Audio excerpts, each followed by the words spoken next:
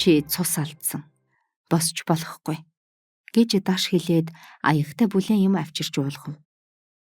Цонхондоо цацагтай торгон хөшөхтэй эрээн хевстэй энэ өрөө Сүнжидмаагийн урд нь огт үзэж байгаагүй цээн ухаарих бололтой. Чулуу минь баригдсан. Миний нөхөр ямар ч хэрэг хийгээгүй шүү дээ гэд Сүнжидмаа нулимсаа барьж дийлсэнгүй цүрхрэн уйлав.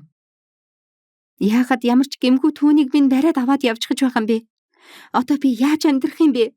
Хэмээн уйлсаар байхад цээн ухаар ирж мөрийг нийлж уйлаа уйл. Жаргалтай гэж орондоо бүү дуул. Зовлонтой гэж орондоо бүү уйлал гэдэг юм. Гэвч уй гашууг уйлж байж багсагдаг. Уйлж бархирж байж цээжний баглаа гардаг юм. Уйл охин минь гэлээ.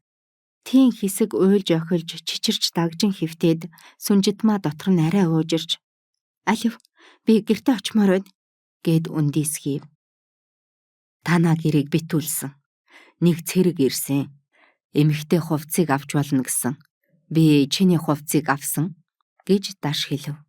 Ингээд би гэр оронгүй, хань нөхөрчгүй болжээ гэсэн бодол орж ирэхэд Сүнжидмаад амьдрал огтхон ч утга учиргүй болсон мэт санагдав.